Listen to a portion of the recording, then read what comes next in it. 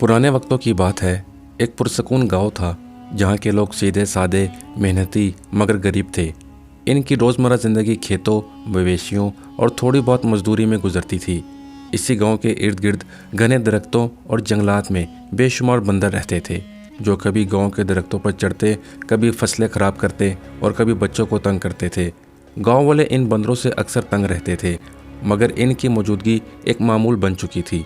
एक दिन एक अजनबी शख्स इस गांव में आया और इसने गांव के चौक में ऐलान करवाया कि वो हर बंदर 10 रुपये में खरीदेगा। ये ऐलान सुनते ही पूरे गांव में हलचल मच गई। लोग हैरान भी थे और खुश भी, क्योंकि इनके लिए ये खबर गैर मुतवक्का थी। जो बंदर कल तक इनके लिए वबाले जान थे, आज वही रोजी का जरिया बन गए।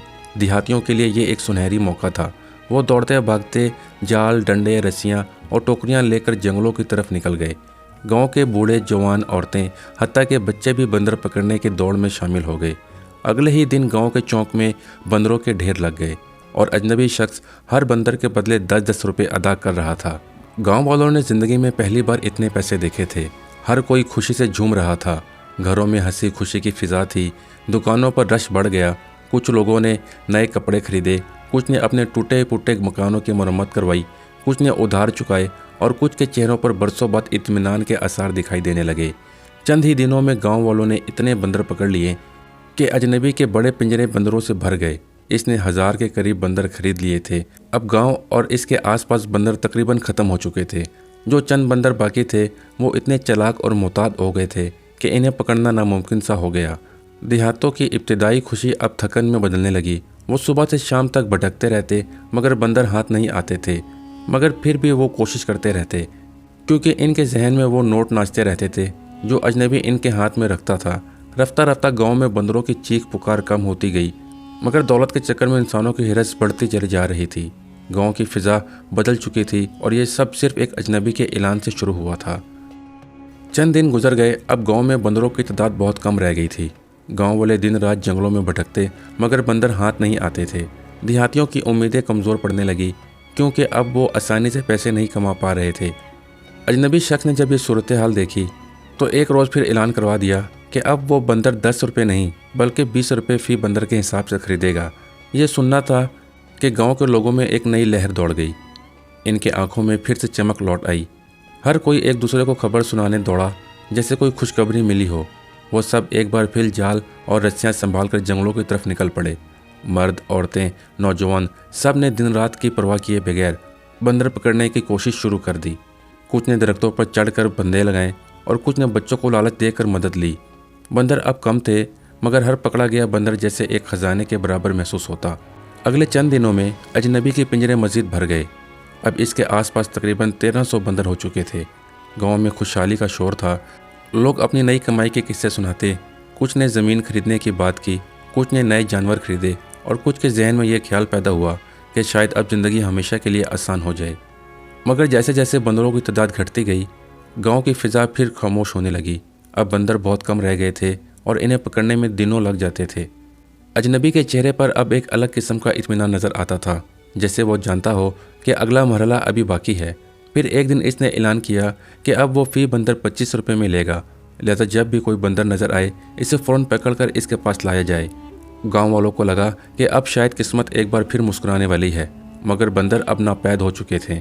अगले दिन ही इसने कीमत बढ़ाकर 50 रुपये फ़ी बंदर कर दी। ये सुनकर गांव वाले दीवानावार बंदरों की तलाश में निकल पड़े, मगर वो सिर्फ चंद ही बंदर पकड़ सके। कुल मिलाकर सिर्फ 9 बंदर पकड़े गए। गांव के लोग थक गए, मगर इनके दिल में एक आस थी कि शायद कीमत मज़ीद बढ़े, शायद फिर कोई मौका आए। अजनबी के पास अब 1450 के करीब बंदर जमा हो चुके थे और गांव एक बार फिर खामोश हो गया। अब सिर्फ पिंजरों में बंदरों की चीखें रह गई थीं और देहातियों के जहनों में वो ख्वाब थे जो दौलत की चमक ने लगा दिए थे। कुछ दिनों बाद वो अजनबी शख्स अचानक गांव में चला गया। इसने गांव वालों को बताया कि वो किसी ज़रूरी कारोबारी काम के सिलसिले में शहर जा रहा है और चंद दिनों में वापस आ जाएगा। इसके जाने के बाद गांव वालों के दिलों में एक अजीब सा सुकून भी था और एक बेचैनी भी। वो सोचते थे कि जब वो वापस आएगा तो शायद बंदरों की कीमत और भी बढ़ा देगा, क्योंकि अब बंदर तो बिल्कुल नायाब हो चुके थे। अजनबी के जाने के बाद इसका शागिर्द, जो खामोश मगर चालाक आदमी था, गांव में ही मौजूद रहा और बंदरों की देखभाल करने लगा। वो रोज़ाना गांव के चौक से गुजरता, लोगों को सलाम करता और अजनबी की बातों को दोहराता कि मेरे मालिक बहुत ईमानदार आदमी हैं, वो ज़रूर वापस आएंगे और तुम सबको अच्छा मुनाफा देंगे। गांव वाले इस पर एतबार करते थे क्योंकि इसने भी हमेशा नरमी और भरोसे के साथ बात की थी। एक दिन शाम के वक्त इसके शागिर्द ने गांव के सब लोगों को जमा किया और बोला, भाइयों, मेरे उस्ताद के पास तकरीबन 1450 बंदर हैं जो इस बड़े पिंजरे में कैद हैं। जब वो वापस आएंगे तो इन बंदरों को 50 रुपये फ़ी बंदर के हिसाब से खरीदेंगे। अब चौंके वो शहर गए हैं, मेरे पास इतना खर्चा नहीं कि मैं इन बंदरों की खुराक और देखभाल कर सकूं, इसलिए मैं चाहता हूं कि तुम सब ये बंदर मुझसे 35 रुपये फ़ी बंदर के हिसाब से खरीद लो। जब मेरा उस्ताद वापस आएगा तो तुम इन्हें 50 रुपये फ़ी बंदर के हिसाब से बेच देना।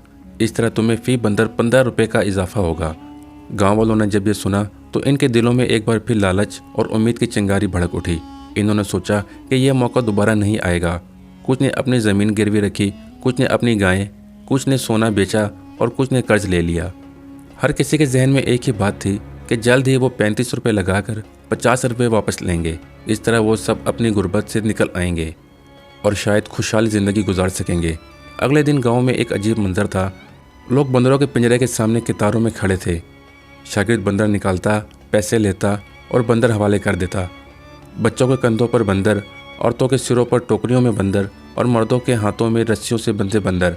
हर तरफ बंदर ही बंदर नज़र आ रहे थे। कुछ लोगों ने दर्जनों बंदर खरीदे और कुछ ने कम, मगर तकरीबन हर घर में अब बंदर मौजूद थे। गांव के लोग खुश थे और हंस रहे थे और एक दूसरे से कह रहे थे कि अब जब वो आदमी वापस आएगा तो हम सब अमीर बन जाएंगे। मगर वक्त गुजरता गया, दिन हफ्तों में बदल गए और वो अजनबी कभी वापस ना आया। इसका शागिर्द भी गायब हो गया।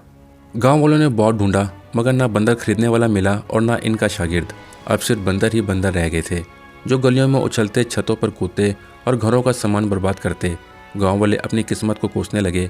इनकी मेहनत, इनकी जमा पूंजी सब कुछ बंदरों के पिंजरों में कैद हो चुका था और तब इन्हें एहसास हुआ कि वो सिर्फ एक चालाक मंसूबे का हिस्सा थे। एक ऐसी कहानी के किरदार जिन्होंने अपने हिर्स के बदले अपना सुकून, अपनी जमा पूंजी और अपना एतबार सब कुछ खो दिया था। अब गांव की हालत बदल चुकी थी। वही गांव जो चंद हफ्ते पहले खुशी और दौलत के ख्वाबों से जगमगा रहा था, अब मायूस और तबाही का मंजर पेश कर रहा था। हर घर के सहन में, हर छत पर, हर गली और हर खेत में बंदर ही बंदर थे। वो बंदर जो कभी दौलत के वादे के साथ खरीदे गए थे, अब गांव वालों के लिए अजाब बन चुके थे। बंदर घर का अनाज खा जाते, बर्तन गिरा देते, कपड़े फाड़ देते, बच्चों को तंग करते और हर रोज़ कोई ना कोई नुकसान कर जाते। लोग थक गए थे, मायूस हो गए थे। इन बंदरों को कोई खरीदने वाला नहीं रहा था और जिन्हें कभी वो कैद करके बेचने के ख्वाब देखते थे, अब वही बंदर इनके घरों पर राज कर रहे थे। गांव के लोग अब समझ चुके थे कि इनके साथ क्या धोखा हुआ। वो अजनबी और इसका शागिर्द इन्हें फरेब देकर चले गए थे। इनकी चालाकी इतनी बारीक थी कि किसी को शक भी ना हुआ। पहले इन्होंने लालच के बीज बोए, आसान पैसे की चमक दिखाई, कीमत बढ़ा बढ़ाकर गांव वालों को यकीन दिलाया कि बंदर एक कीमती शय है। जब लोगों ने बंदरों को जमा करके इनके हाथ बेच दिया तो इनके पास बंदर ख़त्म हो गए, मगर दौलत की ख्वाहिश बाकी रही। फिर इसी ख्वाहिश को हथियार बनाकर इनका सारा माल कब्जा कर लिया गया। गांव वाले अब अपने ही खरीदे हुए बंदरों के साथ कैद थे। कुछ ने कोशिश की कि बंदरों को छोड़ दिया जाए, मगर वो बंदर अब इतने मायूस हो चुके थे कि गांव छोड़ने का नाम नहीं लेते थे। किसानों की फसलें तबाह हो गई, औरतें छतों पर कपड़े डालने से घबराने लगीं और बच्चे बाहर खेलने से डरने लगे। गांव की फिजा जो कभी ज़िंदगी से भरी थी, अब वीरानी और पछतावे से लबरेज थी। लोग दिन रात इस दिन को याद करते जब वो अजनबी पहली बार आया था और सोचते कि काश इस वक्त वो लालच के बजाय सब्र का रास्ता अपनाते। कुछ बूढ़े लोग गांव के चौक पर बैठकर नए आने वाले नौजवान को ये कहानी सुनाते ताकि वो समझ सके कि आसान दौलत का लालच इंसान से सब कुछ छीन लेता है। अब गांव वालों को अंदाज़ा हो चुका था कि ये सारा खेल सिर्फ एक फरेब था, एक जहनी मंसूबा जिसमें इनकी हिरिस, इनकी उम्मीद और इनकी सादा लोही को इस्तेमाल किया गया था। और यही दरअसल वो फ़लसफ़ा था जिससे बड़े शहरों में लोग स्टॉक मार्केट कहते हैं। वहाँ भी कीमतें बढ़ाई जाती हैं, लोगों को मुनाफा के ख्वाब दिखाए जाते हैं, वो अपनी जमा पूंजी लगा देते हैं और जब सारा पैसा मार्केट में आ जाता है तो बड़े सरमायादार अचानक सब कुछ बेचकर गायब हो जाते हैं। बिल्कुल इसी तरह जैसे वो अजनबी और इसका शागिर्द गायब हो गए थे। आखिर में गांव वालों ने यह सबक सीखा कि ज़िंदगी में सबसे ख़तरनाक चीज़ बंदर नहीं बल्कि वो लालच है जो इंसान के दिल में जन्म लेती है, क्योंकि यही लालच इंसान को खुद अपनी बर्बादी का सबब बना देती है। इस पूरी कहानी का सबक ये है कि लालच इंसान को अंधा कर देता है। जब कोई चीज़ आसान दौलत या तेज़ मुनाफा के वादे के साथ सामने आती है तो लोग अक्लो फ़हम को खो बैठते हैं। और सोचे समझे बगैर इसके पीछे दौड़ पड़ते हैं। गांव वालों ने बंदरों की खरीद फरोख्त में वही गलती की जो अक्सर लोग दुनियावी ज़िंदगी में करते हैं। वो वक्ती फ़ायदे के लालच में अपनी मेहनत, दौलत और सुकून सब कुछ कुर्बान कर देते हैं। ये कहानी हमें ये समझाती है कि हर चमकती हुई चीज़ सोना नहीं होती। किसी भी मौका या सरमायाकारी के पीछे छुपे हुए खतरात को समझना ज़रूरी है। अगर इंसान सब्र, अक्ल और तजुर्बे से काम ले तो वो धोखे से बच सकता है। अगर वो सिर्फ लालच के पीछे भागे तो आखिरकार इसके हाथ सिर्फ नुकसान, पछतावा और बर्बादी आती है। यही असल फ़लसफ़ा इस कहानी का है कि अक्ल दौलत से बड़ी है और सब्र लालच से ज़्यादा कीमती। अगर आपको ये कहानी पसंद आई हो तो इसको लाइक करें, शेयर करें, हमारे चैनल को ज़रूर सब्सक्राइब करें। वीडियो देखने का बहुत बहुत शुक्रिया।